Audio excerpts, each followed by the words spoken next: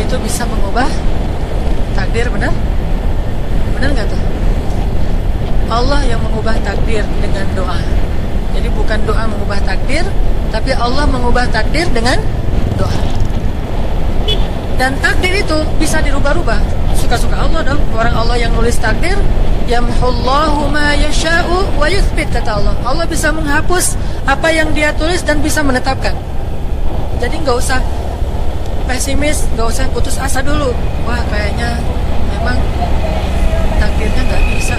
Orang yang jahat kayak saya, yang pernah punya masa lalu yang kelam, menikah dengan akhwat yang hafizah dari pesantren apa gitu, kan kayaknya takdirnya nggak. Wal hafizin, wal hafizat, gimana sih? Wal hafizin, gimana sih ayatnya? Saya jadi lupa. Orang yang soleh, orang yang menjaga diri dengan orang yang menjaga diri, orang yang soleh dengan orang yang soleh. Atau ibin litoyiban, maaf. Atau ibin litoyiban. Orang yang baik ketemu orang yang baik.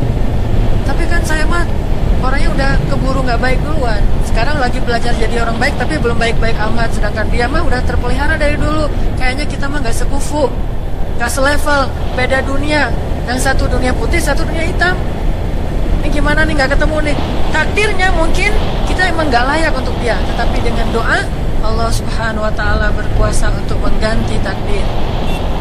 Makanya malam ini kita akan belajar tentang bagaimana menggunakan jalur langit untuk bisa mendapatkan hajat kita, baik menikah, dapat kerjaan, punya anak, dan keajaiban-keajaiban lain yang bisa kita dapatkan kalau kita tahu cara menggunakan jalur langit.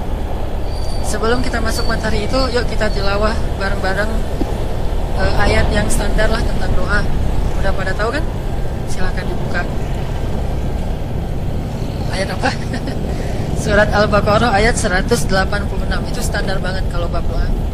Surat Al-Baqarah ayat 186.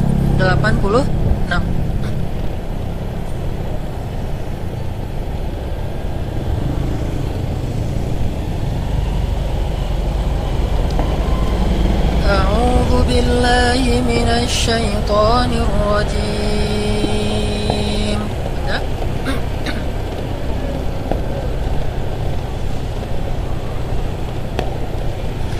Bismillahirrahmanirrahim.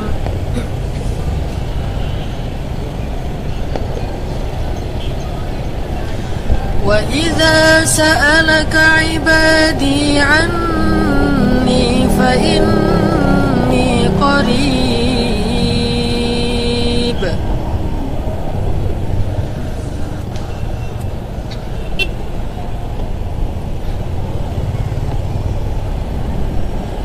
Ujibu da'watad da'i idza da'an.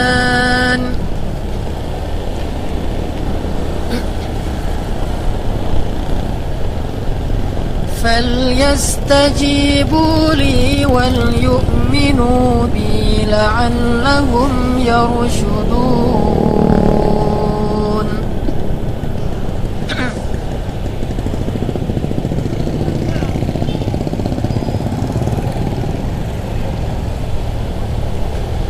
Dan apabila hamba-hambaku bertanya kepadamu tentang aku, maka jawablah bahwasanya aku dekat.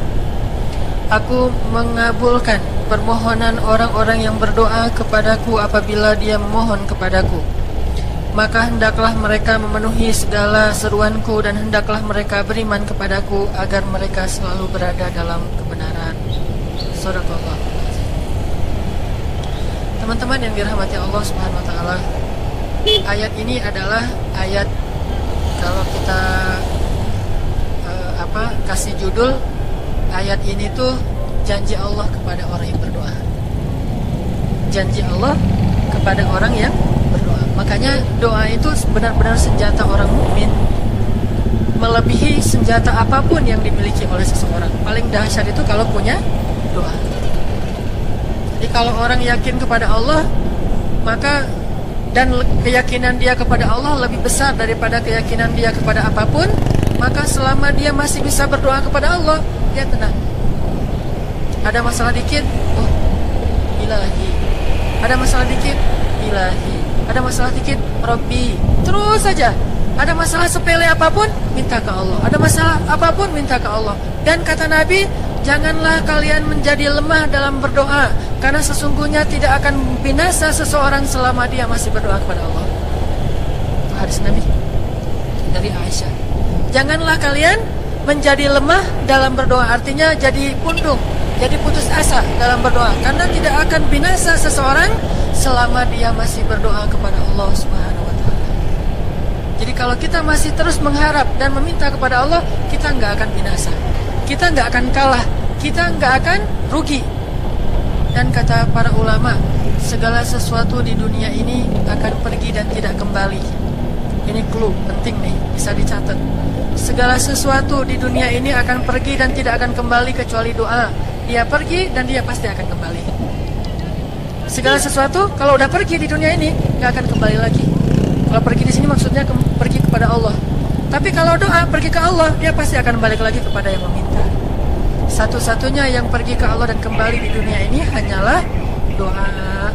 Makanya ayat ini kalau kita kasih judul adalah janji Allah kepada hambanya yang berdoa. Allah berjanji, apa kata Allah?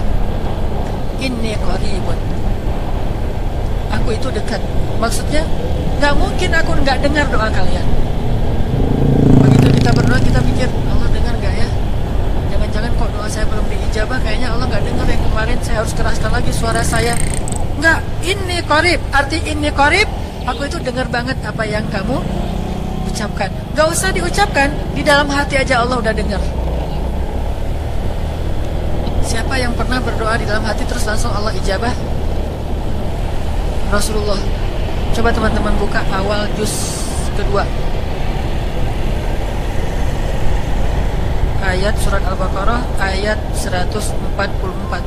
Itu gara-gara Nabi ada harapan di dalam hati tapi nggak berani ngomong gitu ke Allah, cuma dipendam di dalam hati doang, tapi langsung diijabah oleh Allah. Ayat surat Al-Baqarah ayat 104. Allah berfirman, qad nara taqalluba wajhika fis samaa falanuwalliyannaka qiblatan tardaha فول وجهك شطر المسجد الحرام وحيث ما كنتم فولوا وجوهكم شطره وإن الذين أوتوا الكتاب ليعلمون أنه الحق من ربهم وما الله بغافل عما يعملون. Jadi ceritanya orang Yahudi suka menghina kaum muslimin gara-gara orang Islam kalau sholat waktu itu masih menghadap ke Al-Aqsa, Palestina. Jadi kata orang Yahudi itu, lihat orang Islam mah fake, suka niru. Kita sholat menghadap Al-Aqsa, mereka sholat menghadap Al-Aqsa. Berarti agama mereka itu adalah agama yang meniru agama kita, nggak original. Sering diperolok-olok, setiap kaum muslimin sholat dihina sama mereka. Akhirnya Nabi ngerasa sedih. Wah, gimana ya caranya? Sehingga setiap sore Nabi berdiri di suatu bukit, kemudian lihat ke langit. Cuman nggak ngomong, gini aja ke langit. Membatin. Bayangin, pernah nggak teman-teman membatin ke Allah? Ini yang harus kita coba lakukan. Belajar membatin kepada Allah. Itu romantis banget. Jadi duduk sendiri, Allah, gitu dalam hati. Dan yakinlah ini qarib, Allah tuh dengerin. Jangan pikir saya kayak ngomong sendiri, kayak orang kurang waras. Enggak, Allah itu mendengar. Jadi kita batin aja sama Allah, ngomong dalam hati, ya Allah, saya tuh lagi gini, ada masalah. Ngomong dalam hati kita, please Allah, please, gitu ya. Nah, itu kalau kita membatin, inni qaribun wa asirru qaulakum aw ijharu bih innahu alimun bidzatis sudur. Jadi Nabi nggak enak mau ngomong, ya Allah tolong dong pindahin kiblat dari Masjidil Aqsa ke Masjidil Haram. Soalnya daripada dikata-katain melulu sama orang Yahudi, mau ngomong kayak gitu tuh nggak enak sama Allah. Malu Rasul ke Allah. Masa kiblatnya minta dipindahin. Akhirnya Nabi cuma ngeliat ngeliat ke langit aja tiap hari. Udah selesai, wah, besok lihat lagi ke langit. Turunlah ayat ini. Sesungguhnya kami telah melihat bagaimana kamu selalu menengadahkan wajahmu ke langit, maka kami palingkan kiblat ke arah yang kamu sukai. Coba lihat. Turun wahyu untuk merespon doa Nabi yang bahkan belum diverbalkan, belum diucapkan dengan kata-kata, tapi Allah udah ngerespon. Ini kan keajaiban doa nih. Cuman kita seringnya ngerasa udah minta berkali-kali kok nggak dikasih-kasih. Kita belajar sekarang. Rasul nggak usah minta pakai verbal, cuman membatin doang dalam hati, Allah udah ngasih. Pernah nggak teman-teman ngerasa kayak gitu? Ada kepengen sesuatu, tiba-tiba terwujud. Pernah kan? Tapi kepengennya yang baik-baik. Pengen misalnya, aduh, saya pengen banget umroh, cuman mau ngomong kayak gitu mah, saya mah orangnya kayaknya nggak mungkin bisa umroh kalau ngandalin harta. Orangnya nggak mampu, kerjanya juga pas-pasan. Gimana mau umroh, untuk makan aja susah. Tapi pengen banget dalam hati kita. Dan itu rindunya tuh rindu banget. Setiap kali ngelihat video atau tayangan di TV tentang umroh dan haji, menitikkan air mata. Saking kangennya ke Baitullah. Allah tahu itu dalam hati kita. Tiba-tiba ada jalan. Ada aja jalannya. Dan bisa dikasih sedekah, bisa juga hadiah, bisa juga door prize, bisa juga macam-macam. Pokoknya ada jalan aja, tiba-tiba bisa umroh. Dan saya sering banget membawa orang umroh. Di antara jamaah itu selalu ada 1 atau 2 orang yang umrohnya itu miracle, keajaiban dari Allah. Ketika saya cari tahu alasannya apa, ternyata emang dia dari dulu pengen banget umroh, cuman nggak bisa ngandelin hartanya. Allah kasih jalan yang lain. Bukankah Allah itu memampukan yang diundang, bukan mengundang yang mampu? Kan itu yang sering kita dengar kan? Allah tidak mengundang yang mampu,